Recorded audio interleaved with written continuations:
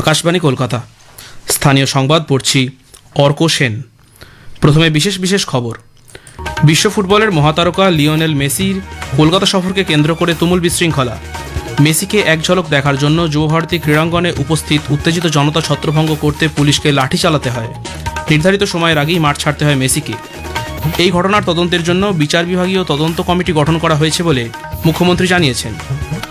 সংসদে জঙ্গি হামলার ২৫ বছরে দেশবাসী আজ শহীদদের স্মরণ করছে। শহীদদের প্রতি শ্রদ্ধা নিবেদন করেছেন রাষ্ট্রপতি, উপরাষ্ট্রপতি এবং প্রধানমন্ত্রী। এসআইআর প্রক্রিয়ায় রাজ্যে ৫৮ লক্ষের বেশি ফর্ম আনকালেক্টেবল বা অগ্রহণযোগ্য বলে চিহ্নিত করা হয়েছে। প্রায় ১০০% ভোটারের তথ্য কমিশনের হাতে পৌঁছেছে। বিএলও এবং অন্যান্য নির্বাচনী আধিকারিকদের নিরাপত্তা সুনিশ্চিত করতে নির্বাচন কমিশন রাজ্যের মুখ্য নির্বাচনী আধিকারিককে চিঠি পাঠিয়েছে। নিয়োগ প্রক্রিয়া সম্পন্ন করার জন্য সুপ্রিম কোর্টের কাছে আরও সময় চাইল শিক্ষা দপ্তর। আসছি বিস্তারিত খবরে।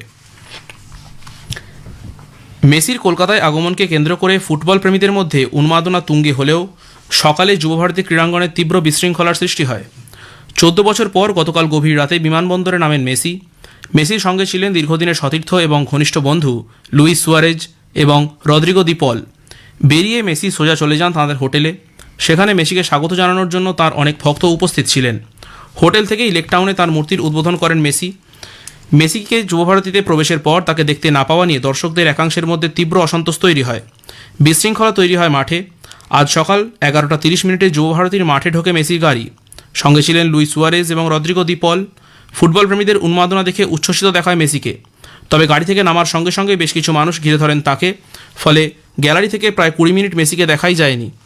একসময় ক্ষুব্ধ ফুটবল প্রেমীরা উই ওয়ান্ট মেসি স্লোগান দিতে শুরু করেন।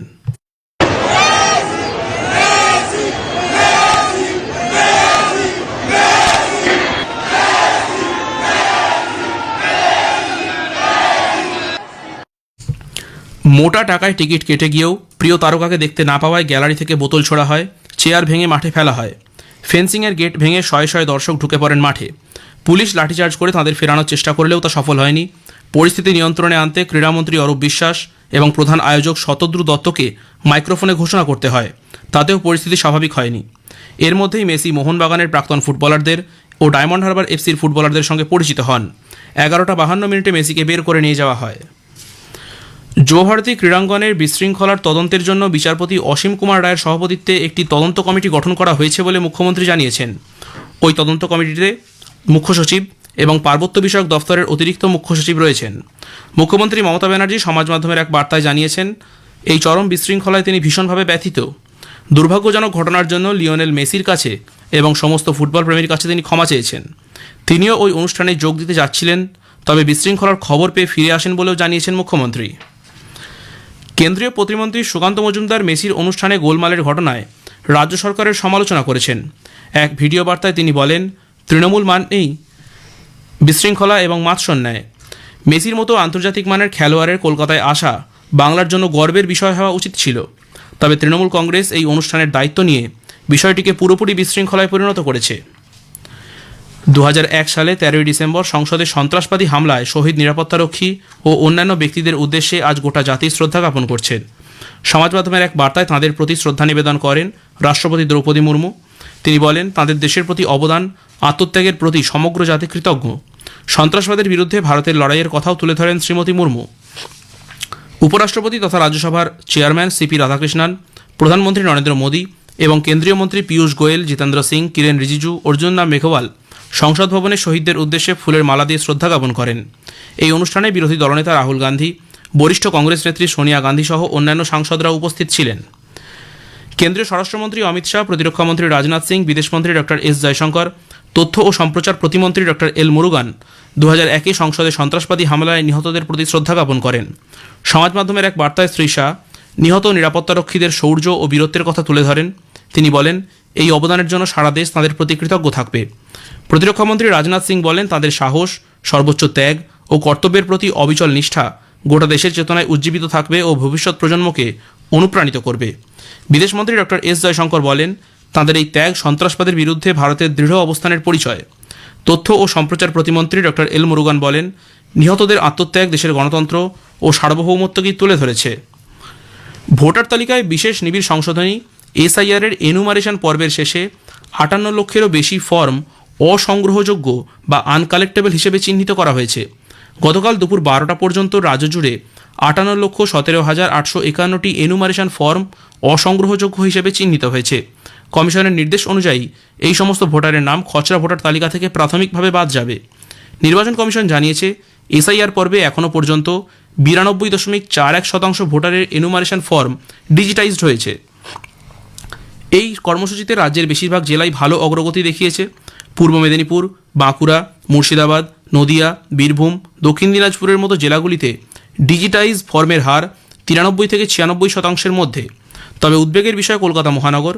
উত্তর কলকাতায় মাত্র 74.07% এবং দক্ষিণ কলকাতায় 76.17% ফর্ম ডিজিটাইজড হয়েছে। ভোটার তালিকায় বিশেষ সংশোধনী বা এসআইআর প্রক্রিয়ায় এনুমারেশন পর্ব শেষ হওয়ার পর নির্বাচন কমিশন বিএলও ও অন্যান্য নির্বাচনী আধিকারিকদের নিরাপত্তার উপর বিশেষ গুরুত্ব দিয়েছে। রাজ্যের ঘটে যাওয়া সাম্প্রতিক কিছু ঘটনার প্রেক্ষিতে বিএলও ও অন্যান্য নির্বাচনী কর্মীদের ওপর হিংসাত্মক ঘটনা কমিশন অত্যন্ত গুরুতরভাবে দেখছে এবং এ ব্যাপারে কড়া পদক্ষেপ নেওয়ার নির্দেশ দেওয়া হয়েছে। এ ব্যাপারে রাজ্যের মুখ্য নির্বাচনী আধিকারিক মনোজ কুমার আগরওয়ালকে পাঠানো এক চিঠিতে বলা হয়েছে, রাজ্যের যে কোনো প্রান্তে এমন প্রতিটি ঘটনায় অবিলম্বে এফআইআর নথিভুক্ত করতে সংশ্লিষ্ট জেলা নির্বাচনী আধিকারিককে নির্দেশ দিয়েছে কমিশন। এতে ব্যর্থ হলে সংশ্লিষ্ট আধিকারিকের বিরুদ্ধে কঠোর ব্যবস্থা নেওয়ার কথাও ওই চিঠিতে উল্লেখ করা হয়েছে। 15ই ডিসেম্বর থেকে বিকেল 5টা 10 মিনিটের সংবাদের সময় 5 মিনিট থেকে বেড়ে 10 মিনিটের হচ্ছে। একই সঙ্গে গ্রামাঞ্চলের খবর আরও বেশি করে শ্রোতাদের কাছে পৌঁছে দিতে ওই দিন থেকে বেলা 12টা 30 এবং সন্ধ্যে 6টা 35 মিনিটের গ্রামীণ সংবাদের সময়সীমা 3 মিনিটের বদলে 5 মিনিটের হবে। খবর শুনছেন আকাশবাণী কলকাতা কেন্দ্র থেকে। নিয়োগ প্রক্রিয়া সম্পন্ন করার জন্য সুপ্রিম কোর্টের কাছে আরও সময় চাইল শিক্ষা দফতর।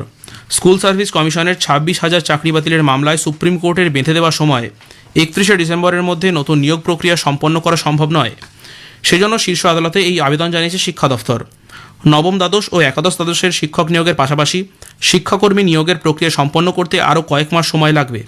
সেজন্য অন্তত 2026 সালের সেপ্টেম্বর অথবা নিয়োগ প্রক্রিয়া সম্পন্ন না হওয়া পর্যন্ত চাকরির মেয়াদ বাড়ানো হোক। উল্লেখ্য, সুপ্রিম কোর্ট গত 3রা এপ্রিল 26,000 চাকরি বাতিলের নির্দেশ দেওয়ার পাশাপাশি শিক্ষা দফতরকে 31শে ডিসেম্বরের মধ্যে নতুন পরীক্ষা নিয়ে নিয়োগ প্রক্রিয়া সম্পন্ন করতে নির্দেশ দিয়েছিল। রাজ্যের শহরাঞ্চলেও আর্থিকভাবে পিছিয়ে থাকা মানুষের মাথার উপর পাকা ছাদের ব্যবস্থা করতে উদ্যোগ বাড়ালো সরকার। গ্রামাঞ্চলের পাশাপাশি এবার রাজ্যের সমস্ত পুরসভা এলাকা জুড়ে চলবে এই আবাস কর্মসূচি। আরও 1.5 লক্ষ বাড়ি নির্মাণে আর্থিক সহায়তা দিতে একযোগে প্রক্রিয়া শুরু করতে চলেছে পুর ও নগরোন্নয়ন দফতরের অধীন state urban development agency soda. শহুরে আবাস যোজনার অধীনে ইতিমধ্যে 3,43,000 বাড়ি তৈরি হয়ে গিয়েছে। নির্মাণাধীন আরও 1,40,000 বাড়ি। এর মধ্যেই নতুন 1.5 লক্ষ উপভোক্তা বাছাইয়ের প্রক্রিয়ায় নামছে রাজ্য। পোস্ত গাছের কাণ্ড ও তার গুঁড়োসহ এক ব্যক্তিকে গ্রেফতার করেছে বর্ধমান জিআরপি। ধৃত অমিত ভকতের বাড়ি পশ্চিম বর্ধমানের কাঁকসা থানার প্রয়াগপুরে। গত বৃহস্পতিবার দুপুরে হাওড়া ইন্দোর শিপ্রা এক্সপ্রেস বর্ধমান স্টেশনে এলে আরপিএফের গোয়েন্দারা বিভিন্ন বগি ঘিরে ফেলে। ট্রেন থেকে ব্যাগ নিয়ে নামতেই অমিতকে আটক করে জিজ্ঞাসাবাদ করেন আরপিএফের গোয়েন্দারা। কথাবার্তা সন্দেহজনক হওয়ায় তাকে আরপিএফ পোস্টে নিয়ে যাওয়া হয়। কলকাতার মাদক নিয়ন্ত্রণ ব্যুরোর অফিসে খবর দেওয়া হয়। সেখান থেকে আধিকারিকরা এসে ব্যাগ তল্লাশি চালালে প্রায় 12 কেজি পোস্ত গাছের কাণ্ড ও তার গুঁড়ো মেলে। মাদক আইনে ধৃতকে গতকাল বর্ধমানের মাদক আদালতে পেশ করা হলে 5 দিনের পুলিশি হেফাজতে পাঠানোর নির্দেশ দেওয়া হয়। মুর্শিদাবাদের বেলডাঙ্গা থানার পুলিশ আজ 89টি তাজা বোমা উদ্ধার করেছে। গতকাল বেলডাঙ্গার কাজী সাহা এলাকায় বোমাগুলি রাখার খবর পায় পুলিশ। খবর পেয়ে আজ এলাকা থেকে সেগুলি উদ্ধার করার পর বোমাগুলি নিষ্ক্রিয় করা হয়। এই ঘটনায় কারা যুক্ত তা খতিয়ে দেখছে পুলিশ। বাঁকুড়ার বিষ্ণুপুরের বাঁকাদহ বনাঞ্চলের এলাকায় হাতির হানায় মৃত্যু হয়েছে এক ব্যক্তির। মৃতের নাম রমাপদ হেমব্রম। ঘটনাটি ঘটেছে বেলশুলিয়া অঞ্চলের কুরচিডাঙ্গা আস্তাসোল জঙ্গলে। গতকাল গভীর রাতে ওই ব্যক্তি নিজের জমির ফসল দেখতে গিয়েছিলেন। সেই সময় হঠাৎ করেই একটি দলছুট হাতি দৌড়ে আসে। পালানোর সুযোগ না পেয়ে হাতির পায়ে পিষ্ট হয়ে ঘটনাস্থলে মৃত্যু হয় তাঁর। শেষ করার আগে খবরের বিশেষ কিছু অংশ আরও একবার। বিশ্ব ফুটবলের মহাতারকা লিওনেল মেসিকে কলকাতা সফরকে কেন্দ্র করে তুমুল বিশৃঙ্খলা। মেসিকে এক ঝলক দেখার জন্য যুব ভারতী ক্রীড়াঙ্গনে উপস্থিত উত্তেজিত জনতা ছত্রভঙ্গ করতে পুলিশকে লাঠি চালাতে হয়। নির্ধারিত সময়ের আগেই মাঠ ছাড়তে হয় মেসিকে। এই ঘটনার তদন্তের জন্য বিচার বিভাগীয় তদন্ত কমিটি গঠন করা হয়েছে বলে মুখ্যমন্ত্রী জানিয়েছেন। সংসদে জঙ্গি হামলার 25 বছরে দেশবাসী আজ শহীদদের স্মরণ করছে। খবর শেষ হলো। এর পরের খবর শুনুন বিকেল 5টা বেজে 10 মিনিটে।